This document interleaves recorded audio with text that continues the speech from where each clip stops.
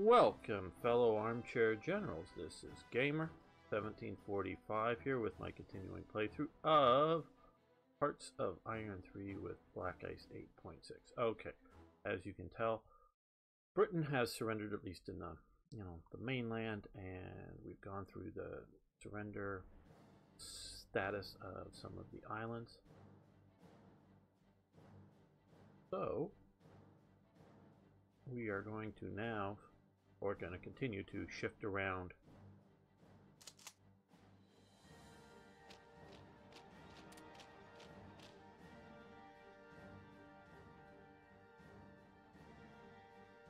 as Murtek is with us on chat on Steam.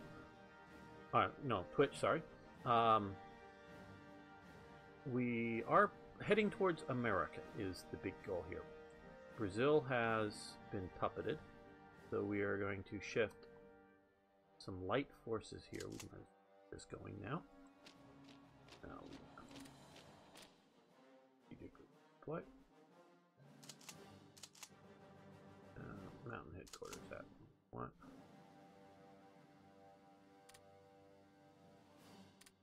I head for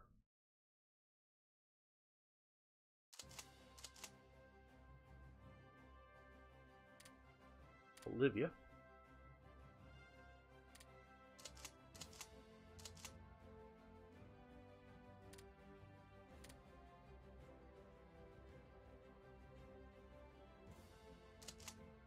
Yeah, well, no, we want to send that to the port provinces. That can go towards Bolivia.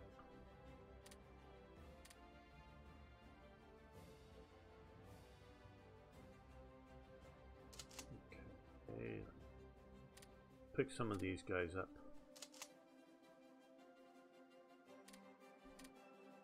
Ports.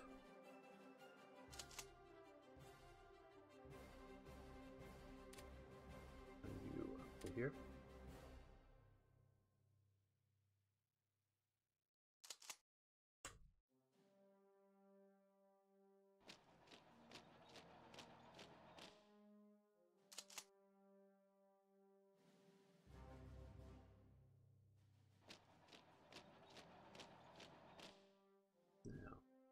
That we're going to need some more transports, so let's move carriers. This group of the carrier here gets to pick up some more transports.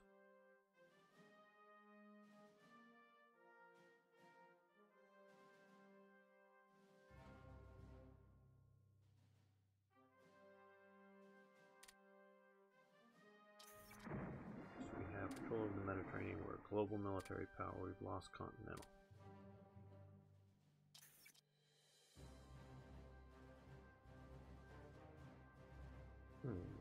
Okay, we've got max officers currently usable, so don't feel like shifting more research there, but we'll do improved basic education.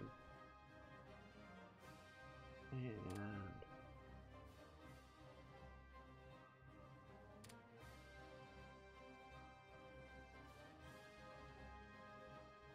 improve radar efficiency.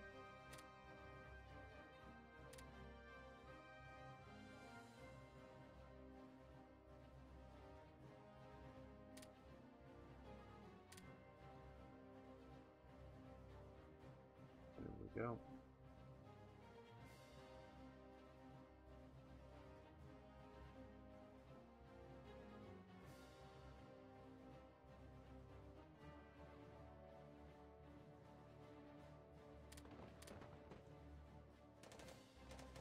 They're counterattacking a bit now that we've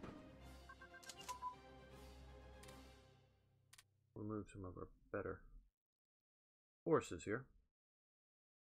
Close air support. Okay.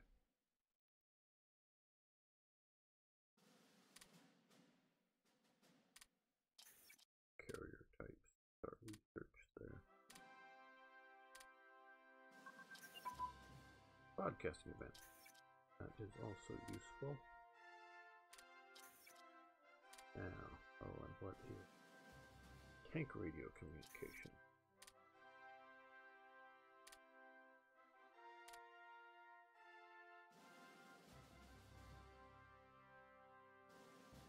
You mean Nepal and Bhutan? No, they still have it. And every time I try to attack, it just isn't working out well. Maybe if I bombed them, it would. I know I've defeated them in the past. What I think they have is super high territorial pride. So, yeah. So, they can't really do hardly anything against me. They're going to, even with massive attacks, crumble. And once they get out of their territory, like here, I can defeat whatever they throw at me pretty easily. So that's, I'm just sort of resigned to picketing them with cheap forces. That's basically what I'm going to do. Okay, and for broadcasting. No, that will pop up in a bit, I think.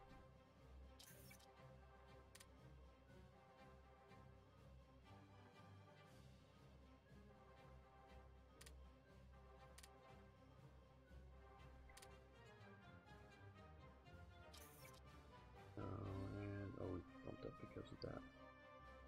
Oh, let's do first aid.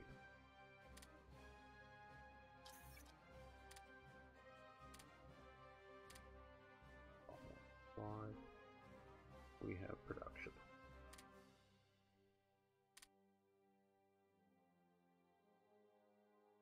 We are building a lot of air power, naval power, and infrastructure, mostly again for a possible second invasion of the Soviet Union, though I think I'm waiting until after the US, or is this still going to be a while? As you can see, a lot more yellow paths. Yeah, that's an idea. Being suggested by Merkel that I withdraw out. Now, what you sort of have to do is, if you're going to do that, is draw them out and then pocket them. I just, quite honestly, don't want to wait around to do that. I want to get to invading Australia. I'm going to use the forces that are here to do so. So that is sort of my current plan with these guys. I just there is a resource. And they would take the bait too. But it's just a complicated plan.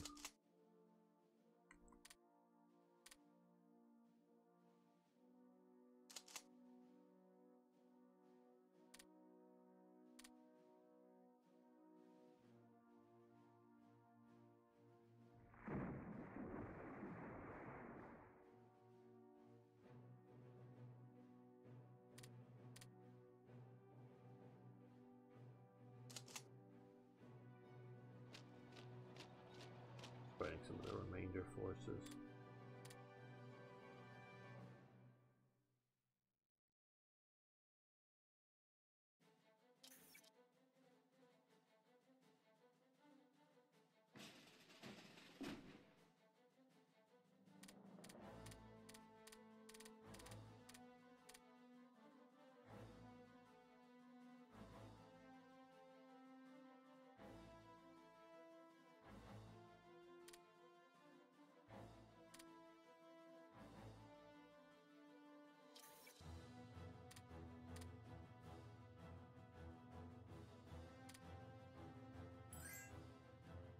Romania, yes, unit of energy.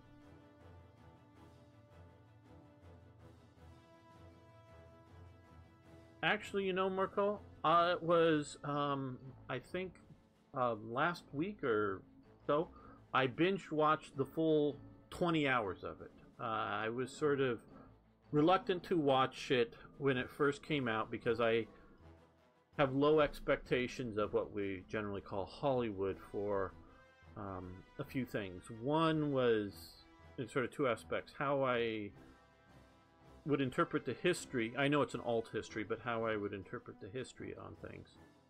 And to things like the uniforms and that kind of stuff. I am a uniform, or was a uniform collector, and still highly interested in it. But it was better than I thought it was going to be. I'm not talking. I didn't have low expectations of how, I don't know, how good the story was. I'm talking about how good they sort of interpreted history. For the Japanese, the one big thing that they got wrong with the Japanese is where they had the Japanese going along with the Nazis' anti-Jewish viewpoint. As you may be aware of and I believe it is, I could say I know, but I mean, I wasn't there then, but I really believe entirely false document. The Protocols of the Elders of Zion, I believe it's called. It was a Russian anti-Jewish thing that was that the Jews were trying to control the world, basically. I'm sort of behind the scenes, as it were. Which Rosenberg and a lot of the Nazis really bought into. Another group that really bought into the Protocols of Elders of Zion was the Japanese. They believed it. Or at least a good upper level clique of them believed it. But instead of like disliking it, they were like, hot damn, these guys are going to rule the world. Let's get in with them. And they wanted to set up Jewish cities in like Manchuria, not so much in Japan, but in some of their colonies. They tried to do a massive outreach program to U.S. Jews. It didn't go over too well, but they were really looking at being a pro-Jewish group. And this was, you know, within their elite elements within Japan. So they got that sort of wrong, because I think had they, you know, divided up the U.S. like they did in the series.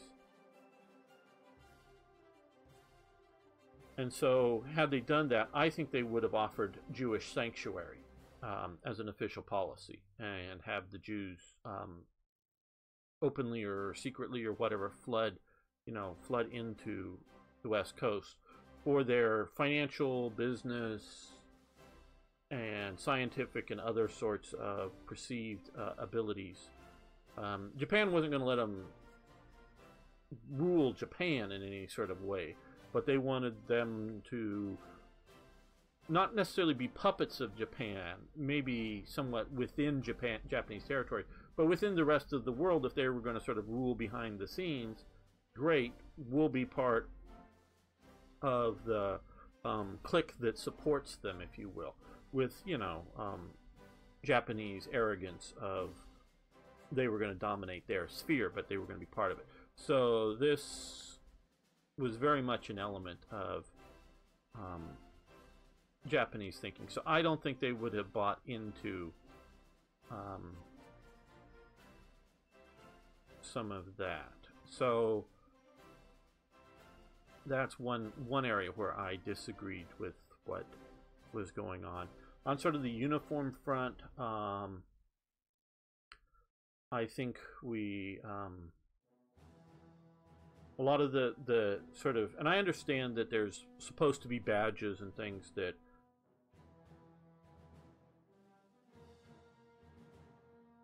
that badges and other uniform things would have to be the same, because obviously things happened differently, so different battle awards and other things. The Hollywood general mythos of the SS wearing black, that was gone by the war, and I don't think it would have come back. I really don't think it would have come back. So that I had a little problem with. And for a lot of the American sort of badge wearing guys, they sort of wore the the Stahlhelm, the sort of World War I veterans type symbols, which is a sort of a, you know, an Iron Cross kind of thing with a cross swords behind it and a swastika in the center of it.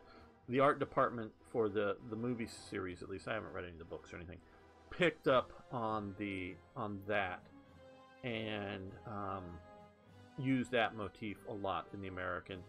And I don't think they would have changed the eagles as much. Now, you talk about the inferiority of Japanese technology. I sort of agree with what they did to a large extent, because now one, I don't know if they go into it more in the books or not, because obviously you condense things down in the series. The Japanese were way behind on things like radar, nuclear technologies, jet technologies. The only reason they were sort of kind of catching up towards the end was because of German influence. And so, and that was only really being done because the Japanese were doing so badly. So if the Japanese were doing okay from, because you could look at like, oh, the Battle of Midway or a few other battles that you could have sunk the U.S. carrier fleets, which would have made, including, Pearl Harbor, how they just did it on a slightly different day. Here's a nice little picture of Pearl Harbor. Slightly different day, because you can see like Battleship Row there, and I guess that's Battleship Row along there, but and got the carriers in. You could have really had a situation in which the U.S. would have been, or the Japanese would have been dominant for a while on the ocean. That then, if the Germans defeated the Americans, in essence, the Japanese would have been mopping up. So I sort of, and would the Germans have shared technology? That's sort of the question comes down at that point. I don't know. Probably wouldn't have been as big a disparity in the idea that, I guess in the series, Germans have rocket planes and the Japanese don't even have basic jets. At least it didn't seem that way. So not quite as big. But I also think the Japanese would have done more to have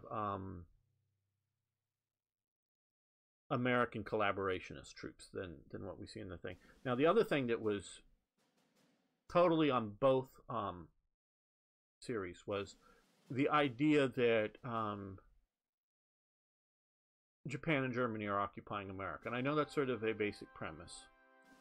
But one thing that really sort of, there are two things that stood out to me in the series was when they were doing the retaliatory shootings out on the street, instead of trying to do them privately or whatever in secret. The Japanese could have gotten away with that once or twice. After that, the Japanese would have been slaughtered en masse, because I don't think the rest of the world understands how many guns are prevalent in America. I recently saw a sort of a joke, sort of a math problem. I have 4 guns. The government takes away 4 guns. How many guns do I have left? 23. Because I lied to the government. There are more guns than people. If, as we plan to do this here, invade America, yes, Germany can move panzer divisions around America. But that doesn't mean that they could occupy America. There's a big difference between occupying America and moving military units and nuking a few cities. Hello, Arno. How you doing? Good to see you here. We're just sort of talking a little bit of Man in High Castle here, that I only recently watched. So, the sheer amount of guns. And now I know it's sort of, 20 years almost after the occupation, they've rounded up a lot again. But even in like this unoccupied zone here with the marshal hanging these people and stuff, somebody just would have gotten a hunting rifle out and put a bullet in his head if he was behaving that way in that part of the world. When the marshals and bounty hunters and whatever were operating in America in the West, the Old West, they were doing so with the general consent of the population. So if you have somebody who's out there going after the back, excuse me,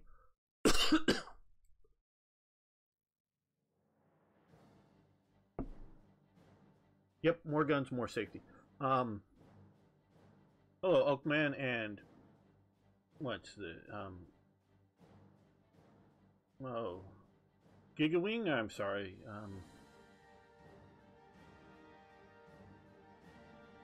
Oh, hi, Mikhail. Good to see you there.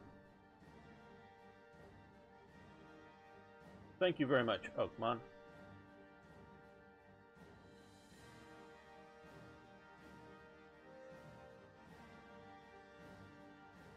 Yes, I'm going to be uploading some stuff more to YouTube. So if you miss stuff, you can see it there later. So yeah, in the 1940s, America has had lots and lots of guns. Recently saw a quote from Samuel L. Jackson. You've probably seen him in a movie or two, including what is it? One of the Star Wars movies, the prequel things, and Black Man. He's from the South. He said in the South everyone had guns. There wasn't any shootings. Not a gun problem. It's a shootings problem. America was awash at guns, and this is, as many of you may know, I'm a firearms collector, very much so still.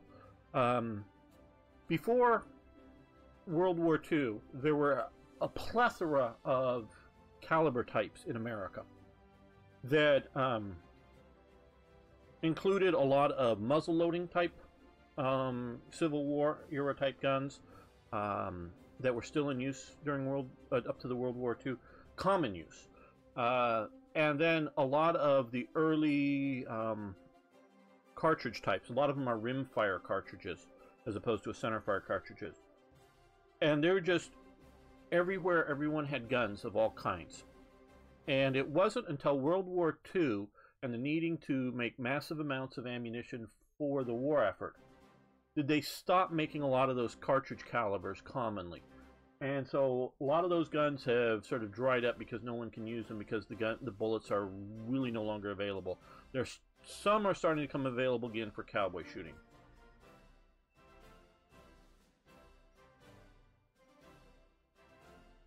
Yeah, we do have you have much better internet now. So yes, I will be doing some multi things. Yes, you're right, Jack Tank. We have lots of guns. I have a whole lot more than that. I have, I'll say, enough guns that I have no idea how many guns I have. That I have no idea. I mean, I can count more than 10 of a particular model of a gun. Yeah, oh cool. So yeah, even in New Jersey there are firearms aplenty. So I really think, because we were talking a bit about Man in the High Castle, I really think that the writer who presumed some of this stuff is from places that you will see in sort of modern day East Coast cities that are pretty gun free compared to other parts of the US. So, oh yes, well, Vermont, for being such a somewhat leftist state, has very good gun laws, and you have very little shootings. The more guns, the peacefuler a population is. Now, I understand in other parts of the world, and we have a lot of viewers, actually many more viewers from outside the U.S. than in the U.S. They culturally don't like guns. I don't fully understand that, but I understand that that's their way. And so, yeah, well, I'm trying to be kind. So that's their way. In America, guns equal freedom, and so we do not, in any way, people who want the freedom are for guns. People who don't want freedom are against guns, and that's just basically how it comes down to. And there's a big divide because a lot of people want the government to do the right thing.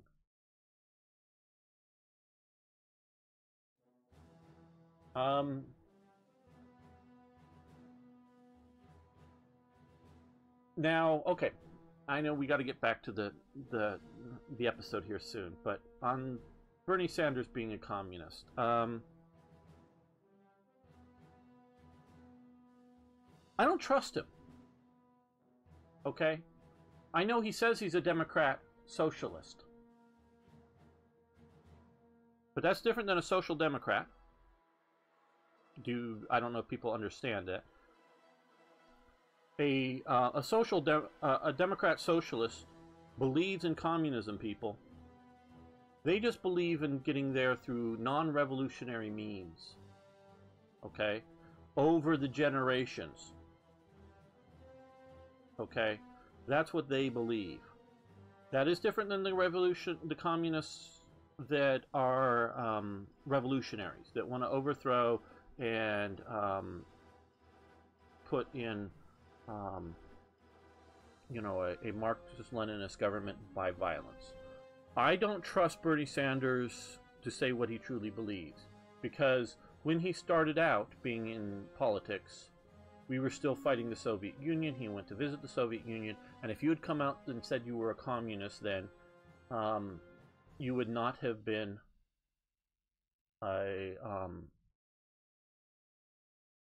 elected to basically hardly any office. So I don't know what he truly believes, but he, so I don't, you know, it's sort of like, I would say it's being in the closet, if you will. He comes out part of the way, and so I don't trust what he says. It's like some people think other people are racist and are just hiding it. I don't know how far he is, but I think he is a hardcore socialist verging on being a communist. I think he is. I don't know the man's mind. I don't know if he's changed, but that's my view of Bernie Sanders. So let's continue this. I enjoy that. We can talk also more in the breaks in between episodes too. I don't want to limit debate. Okay, we've come up here. I've got these guys to help because we are having, well, not too much of a problem for occupation duties, but you know.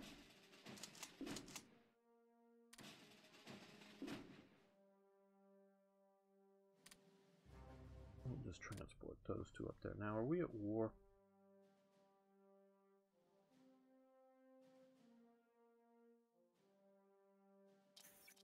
Right now with Ireland.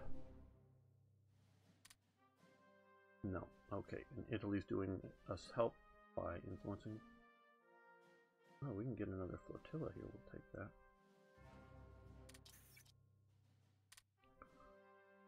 The 33rd Untersea Boats Flotilla. Yes, we'll take this. And I think this means... Oh, it's a long-range boat type, so we'll move that to the top.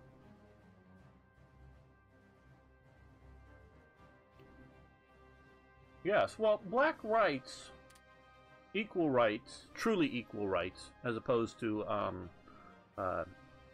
special rights for one group, doesn't need to be a left-right issue, because one of the big people out there at the front lines, marching literally arm in arm with Martin Luther King, was Charlton Heston, okay? And he never changed his views. He was very much a civil rights activist, and also a very much a big gun fan who, for a while, was elected president. He was just more of an overseer, if you will, of the presidency for the NRA. So, and he's very much I mean, he's obviously dead now. Well, thank you for following. And anybody else who hasn't already followed the Twitch channel, please do so. Love to have you here more often.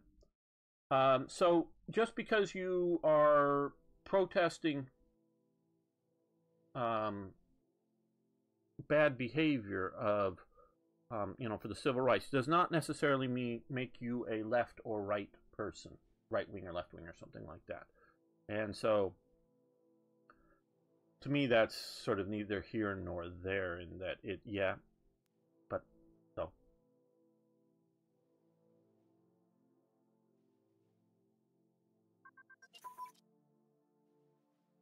capital ship damage control.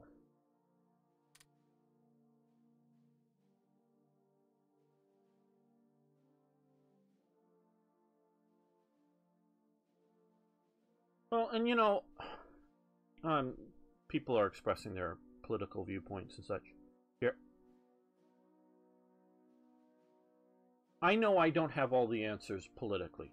So I can, and I also know that what is good, so shall we say, for a unified and homogeneous culture, to let's just pick one out of the hat, Denmark, the Danish culture, may work really well for them. But then comes to either a different culture that is also homogeneous, meaning one unified group, or if you look at America with massive different cultures between, I don't know, we're just taking Americanism cultures, not, oh, I don't know, Chinese Americans or Russian Americans or other, but just different American. The culture between, oh, I don't know, say Texas and New York City. America is not a homogeneous culture. So I don't see things working the same between Denmark and the US. Now, I also believe in the more freedom, the better. Now, you had to have massive government controls, like in the US, to win World War II. Absolutely, you needed it. Okay, so, but that doesn't make it the best or the most efficient. It just means that you are working towards a singular goal of defeating the enemy. And you're going to make mistakes, because every general makes mistakes. But, so you're going to go down that path. Now, so, you know, I'm not a purist on anything, but again, more freedom the better, generally speaking. And I also believe very much in Benjamin Franklin's belief in making people uncomfortable when you're supporting them. I forget the exact quote. And that he helped found like first free hospitals in America before the independence and other stuff. That he wanted to help out the poor, but not make the poor too comfortable, so that the poor has a reason to get to work. Okay, yes, and as we're right, capital ship damage control. So capital ship damage control, we are grayed out.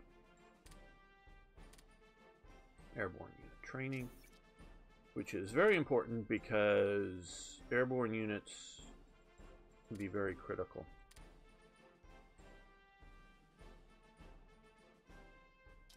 Levels of victory or loss.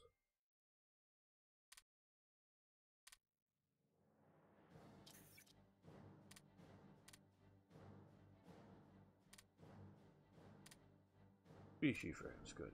And see, having Vichy France remain, as you can see, because my whole goal was to get to this sort of point here. And they're controlling all of that for us. Yeah, we have some troops down here that are sort of remainders keeping the revolt risk down, but it would be a lot worse had we tried to occupy all of that.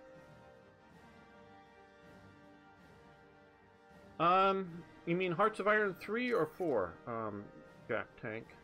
For 3, I'm thinking Germany, after I get done playing Germany. I know that may sound redundant, and but I'm looking forward to 9.1, I guess it's once it's out or something. Not 0.1, not 9.01, but that once they get the carriers back to having aircraft on them and starting that over. And I don't know if you've noticed, but I've started a Japanese series for Hearts of Iron 4 already. First episode was out yesterday. Second one will be out in about 3 hours. This patch currently for here is 8.6.1, I think.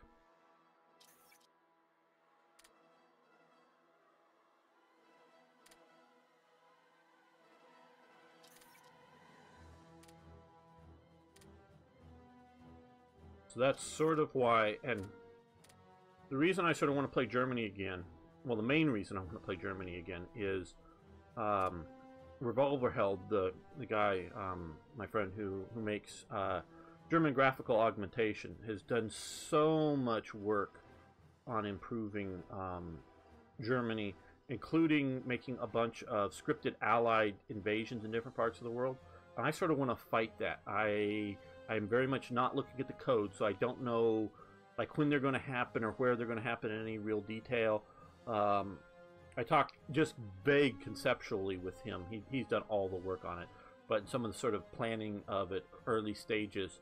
So I have some vague ideas of what he's going to do or has already done, and he's going to be refining it up even more. And so because of that, and a lot more immersion events, and oh well, right now we TRE is fully upgraded to the current well, TRE or the TRE is fully upgraded to the current patch. But yeah, I'm going to come up there. Oh, and there's going to be I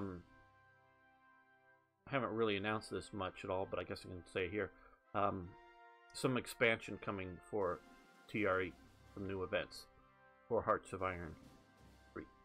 So I'm going to be doing that, and so I don't know when I'm going to start the next episode, but of course I'm now announcing this that will happen. So there's going to be, I think, enough reason to do another German series, and I hope enough people want to watch it. Okay, we're battling these guys.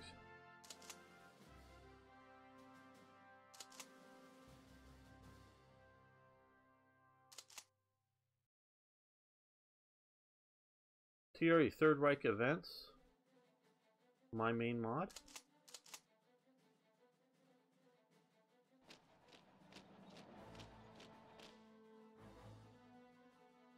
Yeah, yes, I'm going to be doing games with other human players. What I want to do is, and it's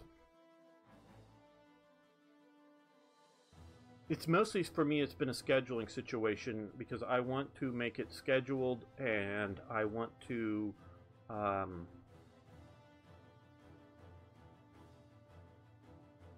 get it at a time in which there's going to be enough people who want to watch it and be able to play it. Yeah, no, we've mopped up Sea Lion. This has jumped 2 episodes. Hello, Django. Yeah, that we jumped 2 episodes ahead, and Britain has fallen. So, I think there's tonight's episode and tomorrow night's episode that's still yet to be released.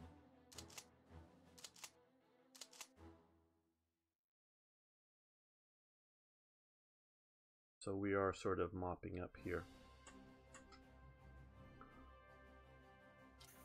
in the sense of we're getting ready to...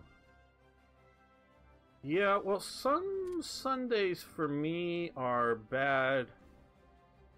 What would be best, I think, is Fridays and Saturdays.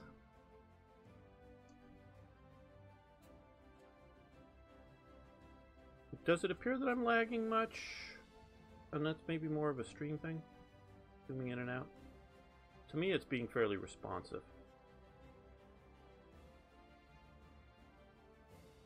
Yeah, and that's sort of the thing with small nations.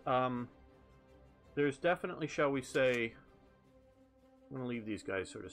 Well, we need to... Okay, we've got this.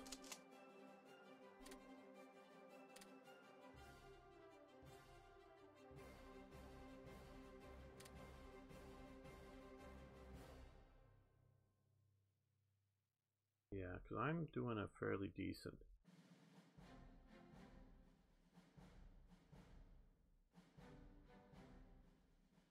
Hold on, let me just check on... Make sure that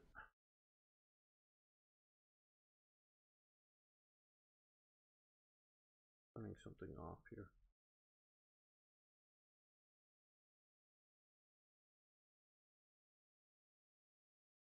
That might help it a little bit.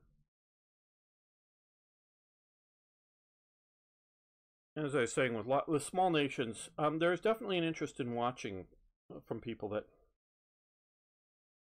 I look at, probably more than most of you do. I look at the numbers of viewers, and the more I get away from Germany, the numbers go down. Viewing numbers go down. Hearts of Iron 4 has more viewing numbers than 3. But if I'm doing a good series, ongoing series, not one of these, which I'm really upset about, canceling. Guys, I hope you know how much I'm upset about canceling that last Hearts of Iron 4 series over this issue of the Trapped British Fleet. Just really pisses me off. But if that's going good with the good Hearts of Iron 4 series, it actually pumps up the Hearts of Iron 3 series. More people watch that. So I want to try to keep both going. Have both a 3 and a 4 on at least 5 days a week. And I want to try to keep one of the two series, which we're sort of coming around. Oh, what happened with... There was a scripted invasion from Black Ice of Norway when I had the British fleet sitting here trying to block a non-scripted invasion, and I had 95 ships of the British Navy get trapped in here, and I was unable to free them. And that just, to me, was just too much. Okay, Mountain Command. I'm going to stop that. And Capital Ship Fire Control. Let's look at Capital Ship Fire Control. Okay, grayed out. Do any aircraft fire control.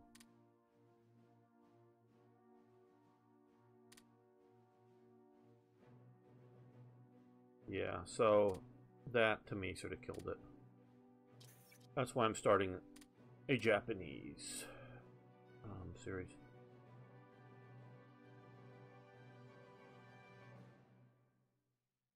I don't know how many there are, Mikhail. And Mikhail, you know how much I love the communists, so you know how much... You know, as you know, I don't dislike Russians at all, but it's the communists I hate with a passion. So, I just don't have the heart to play the Soviets so much. That's just sort of it, comes down to it. It's not that I wouldn't or won't or anything like that, but it's just low on my list. One thing I want to play more is the Americans, but I just think the Americans are almost cheating because they're sort of, whether it's 3 or 4, they're just sort of uber powered. And so if I start out with an American game, I just think it just easy world conquest. It's sort of why I don't play America. I really would emotionally love to play America, but game-wise,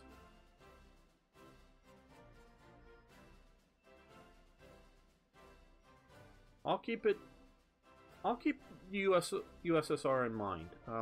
It's far from a no way. It's just Crusade of Evil. Well, that's an interesting idea, though that also to me applies for the Nazi. I'm not a fan of the Nazis, as you all know who watch me, but I'm still fascinated by them, where I'm less fascinated by the Soviets. So, you know, just... We can stop that.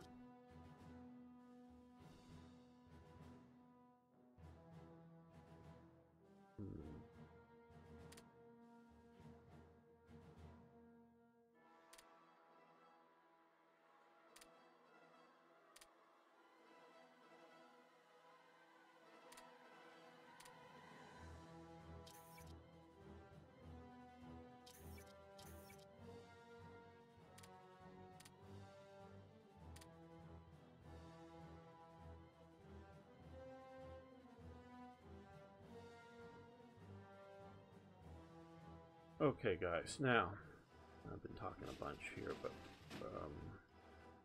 here they are.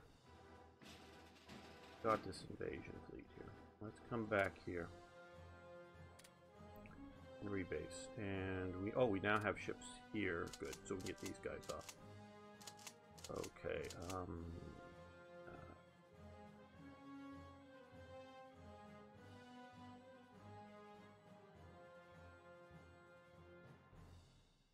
But what I really would like to do, like I was saying earlier, is I'd like to play some multiplayer. And then I hope to get a few people, I would like to really, quite honestly, I'd like to get some other YouTubers or people who would be able to record it and put up on YouTube their side of the game, so that you viewers can see it from like the German, from the British, from the Soviet perspective as you go along.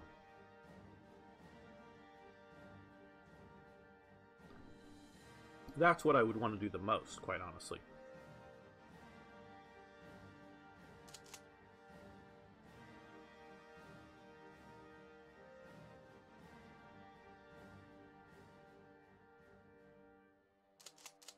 Okay, we have... They all put on? No, they can't. We're being overly ambitious here.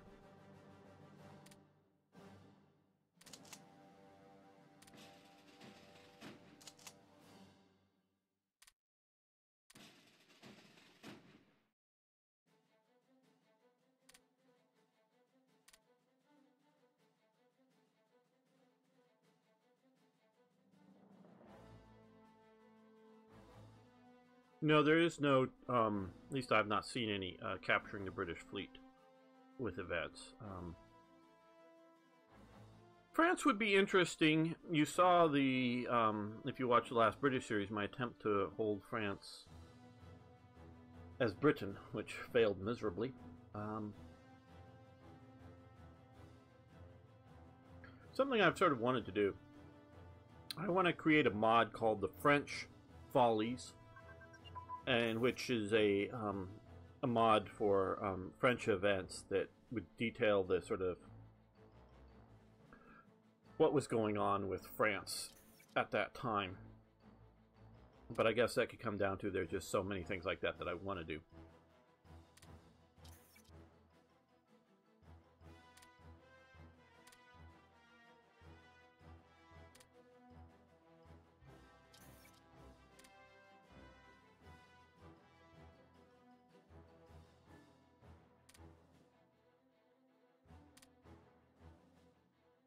There's my fleet down here. It's sort of one of the things I'm waiting for. No, they're coming still. These guys. With ships, transports.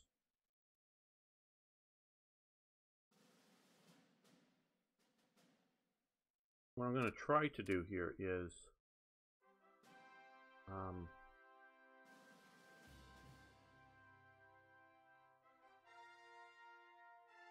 let's continue to use these marine divisions and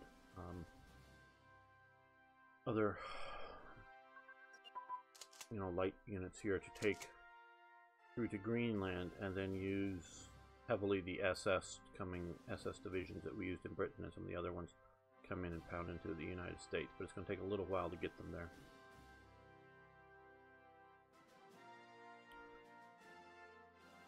Yeah, it's gotten harder to just win as anybody with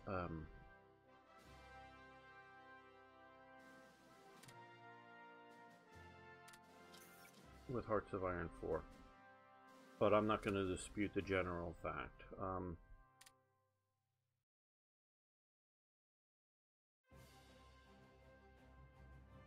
As you know, I've been playing various formats of Hearts of Iron 4 for a long time.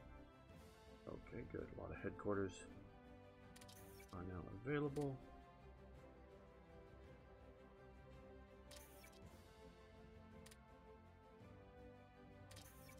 And as you well know, especially at release, it was ridiculously bad.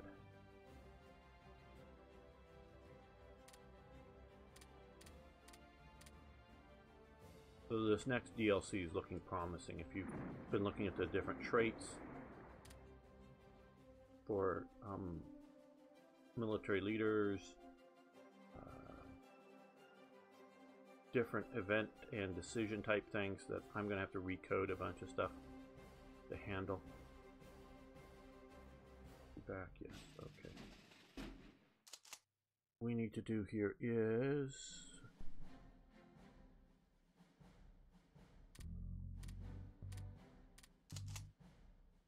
put these guys, and then we're going to come here, rebase, and you get all these good units out and leave funky garrisons behind.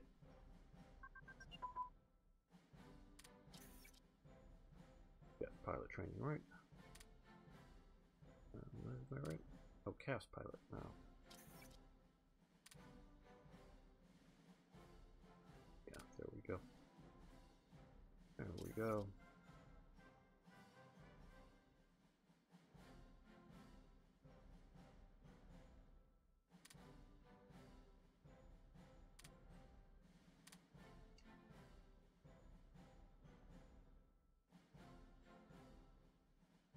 What are we doing for revolt risk? Okay, fair. Well, that's one thing I need to build more of. Okay, another sort of pro tip for anybody who's watching, not just the stream right now. If you have a save and it crash, and then you load a save, and then you make another save, it crashes the game. Sometimes you need to not only clear out the save that just did it, leave the one that you started with, but restart your whole system. So I was having that problem earlier today, and just by restarting my system and not just restarting the game, I was able to get the game to save and keep playing as normal. So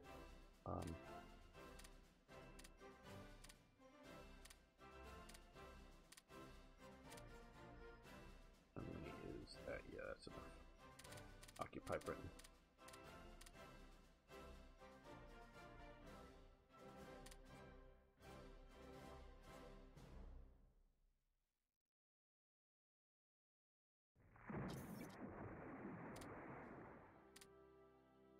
Are we down here yet? Yes, okay, good.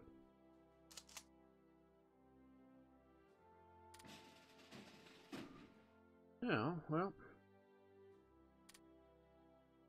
let's invade Trinidad and Tobago. At least Trinidad.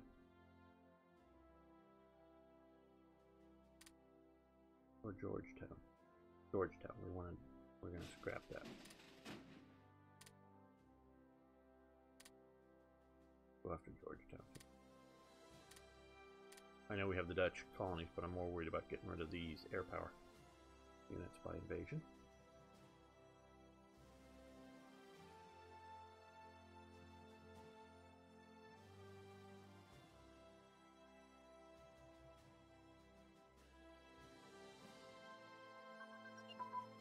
Heavy bomber pilot training. Good, we've been able to get some of that done. No, we're not flying many of them.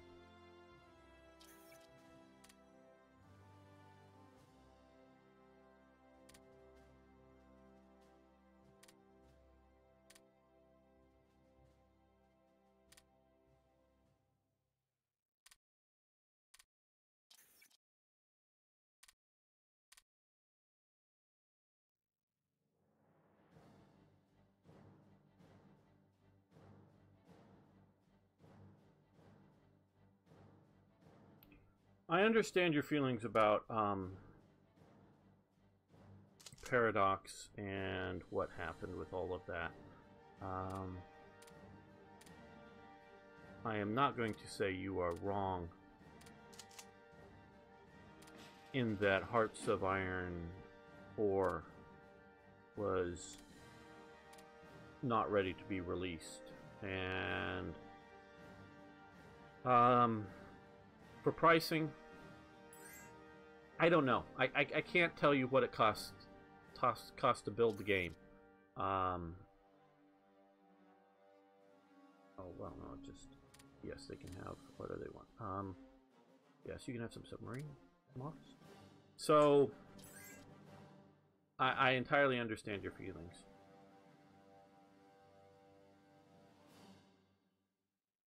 I know in an online sense, not like I've met anybody in person, but know the developers.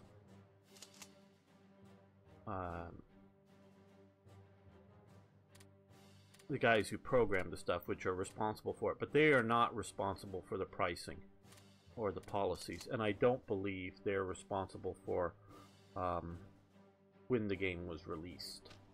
But they are no. Oh, go on board the ship. Then I want to come over. Why don't you come over here to rebase?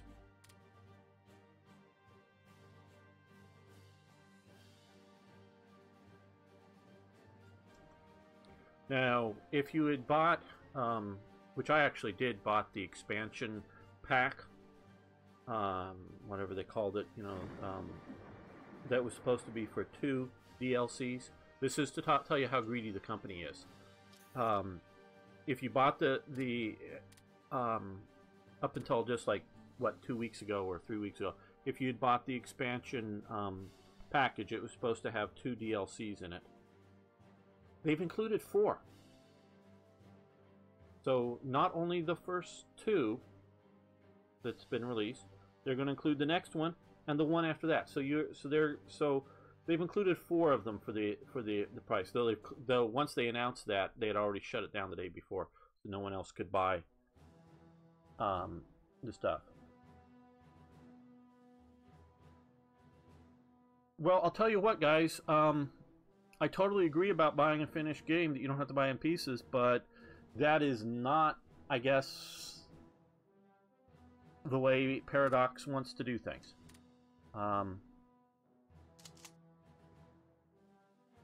For better or for worse, and again, I'm not disagreeing with a lot of your frustrations with this stuff. Their business model is going to be continuous update until until their life cycle of the product is done. So if you want a complete game of any one of their products, wait until they've announced the next version. So if you want a complete EU4, wait until they announce EU5. That's just the way they're gonna, for better or for worse. We got lots of junk here. You on chat, don't go anywhere on Twitch, but we're going to be ending this episode. So I want to thank everyone for watching. I want to thank you for liking the videos. If you haven't already, please subscribe to my channel. And of course, you can follow me over on Twitch. And please post questions, comments, suggestions, ideas. I love hearing from you. See you next time for more Hearts of Iron.